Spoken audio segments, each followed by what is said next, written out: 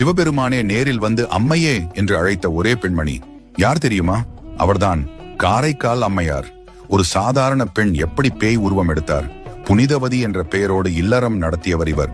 கணவன் கொடுத்தனுப்பிய மாங்கனியை ஒரு சிவனடியாருக்கு பசியால் தானம் செய்தார். கணவன் மீண்டும் கேட்டபோது சிவனை வேண்ட ஆகாயத்திலிருந்து ஒரு மாங்கனி அவர் கையில் வந்து விழுந்தது. தன் மனைவி ஒரு தெய்வம் என்பதை உணர்ந்த கணவன் பயந்து அவரை பிரிந்தான். கணவனே தன்னை தெய்வமாக பார்த்த பிறகு இந்த அழகிய உடல் எனக்கு வேண்டாம் என்று இறைவனிடம் வேண்டினார் புனிதவதி. சதைப்பற்றுகள் நீங்கி பேய் உருவம் பெற்றார். கைலாய மலை மீது கால் வைக்க கூடாது என்பதற்காக தலையாலேயே நடந்து சென்றார். அங்கிருந்த சிவபெருமான் வருக அம்மையே என்று வாஞ்சையோடு அழைத்து தன் அருகே அமர வைத்தார். பக்தியால் இறைவனையே அம்மா என்று அழைக்க வைத்த பெருமை இவருக்கு உண்டு.